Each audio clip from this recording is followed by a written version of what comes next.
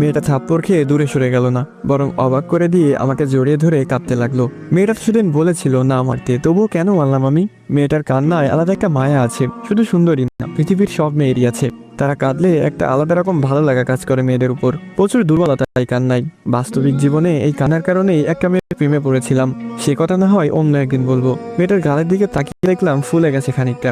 মেয়েটার কান্না থেমেছে, তবুও ছাড়নি আমাকে, সেভাবেই জড়িয়ে ধরে আছে, বরং একটু শক্ত করে ধরেছে। ইচ্ছা হচ্ছে একটু ভালোবাসি মেয়েটাকে। কিন্তু তিন্নি, আমি তো তিন্নিকে ভালোবাসি। আদিরা থেকে নিজেকে ছাড়িয়ে নিলাম। মেয়েটার চোখের দিকে তাকাতে এসে চোখ নামিয়ে নিল। লজ্জা পেয়েছে খানিকটা। সরি, আমি আসলে মারতে যাইনি। আপনি বললেন তিন্নি কখনো ভালো থাকতে পারবে না, তাই রাগ উঠে গেছিল। এত কিছুর পরেও আপনি তিন্নির খারাপ চান না? কেন চাইবো? সে যে আপনাকে ধোকা দিলেই কি আমি তার খারাপ চাইবো? এটা ভালোবাসা না আদিরা। কাউকে ভালোবাসলে পুরোটা দিয়েই বাসতে হয়। সে থাকুক আর নাই থাকুক, খারাপ কেন চাইবো? সবসময় চাই সে ভালো থাকুক। মেয়েটা কিছুক্ষণ অবাক দৃষ্টিতে তাকিয়ে রইল আমার দিকে, তারপর বলল, আপনি আমাকে একটু ভালোবাসবেন? বেশি না, তিন্নি আপুর অর্ধেক বা তার অর্ধেক। উত্তর না দিয়ে চলে আসলাম। এটাই ভালো নয় কি? যখন উত্তর থাকে না তখন পালিয়ে যাওয়াই ভালো। মেয়েটাকে যত দেখছি ততই অবাক হচ্ছি। সেদিন সকালে দেখলাম আমার সিগারেটের প্যাকেটটা নেই, কোথায় গেল? খুঁজতে খুঁজতে রান্নাঘরে এসে দেখলাম মেয়েটা সিগারেটগুলা একটু একটু করে পোড়াচ্ছে। আমি বললাম, এ কি করছেন?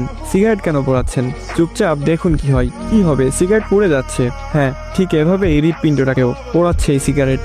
তো শুনুন, আপনি আজ থেকে সিগারেট কম খাবেন। দুই একটা চলবে, তবে প্যাকেট প্যাকেট খাওয়া বন্ধ। আমি চাই না আপনাকে এত তাড়াতাড়ি হারিয়ে ফেলি। ধরুন আপনি আমাকে মেনে নিলেন, কিন্তু সেটা আজ থেকে 10 বছর পর, আর তখন আপনি ক্যান্সারে আক্রান্ত। আমি কি করব তখন?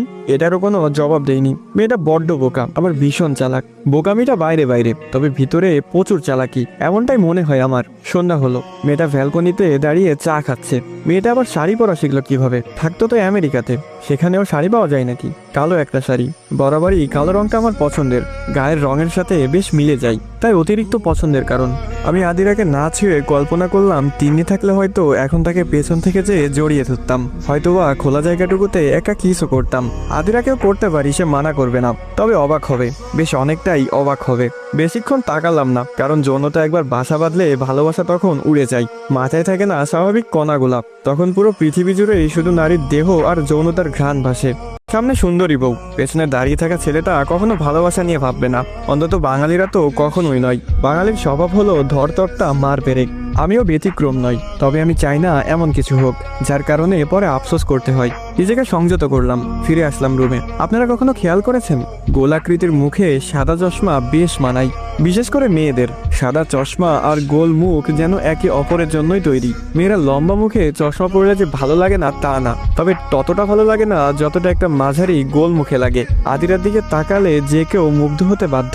মাঝারি গোল মুখ, দূর থেকে দেখলে গোল মনে হয়, কাছে গেলে কিছুটা লম্বা লাগে। আমি বহুবার তিন্নির প্রেমে পড়েছি এই কারণে। আজ আদিরার প্রেমে পড়তে ইচ্ছা হচ্ছে, কিন্তু তিনি যে পিছু ছাড়ছে না কিছুতেই। প্রতিটা সেকেন্ড করে করে খাচ্ছে আমাকে।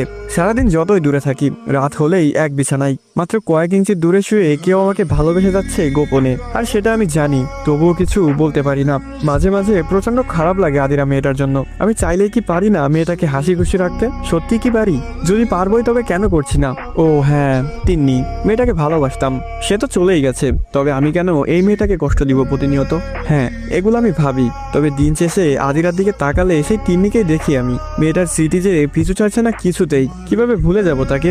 কোনো উপায় আছে কি? পাশ থেকে মেয়েটা চিমটি কাটলো, ব্যথায় উফ করে উঠলাম আমি। মেয়েটা আমাকে নিয়ে খেলছে, খেলুক, আমি বরং কিছুটা ঘুমাই। মেয়েটা আর কিছু করলো না। এরপর থেকে প্রায় রাতে খেয়াল করতাম আদিরা আমাকে প্রচন্ড জড়িয়ে ধরে ঘুমাচ্ছে। আগে উল্টো হয়ে ঘুমাতাম, আমার পিঠের সাথে মেয়েটা ব্যথা পেত, তাই এখন তার দিকে ফিরে ঘুমাই। বুকের সাথে পারলে মিশে যায় মেয়েটা। মাঝে মাঝে ঘুম ভাঙলে খেয়াল করি মেয়েটা কেঁদেছে, কেঁদে চোখ মুখ ফুলিয়ে ফেলেছে। আমি দীর্ঘ নিঃশ্বাস ছাড়ি। এছাড়া আর কি করব? আজ রাতে হঠাৎ তিন্নি বলল, একটা কথা বলবো, রাগ করবেন?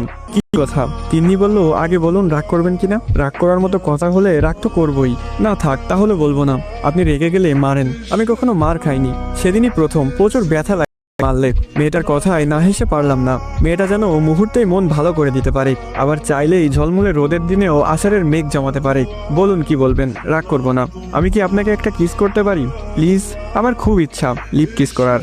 মেয়েটাকে কি আবার মারবো নাকি কিস করব? মনে হয় এবার ওরা দুইটা চর বেশি মারা উচিত।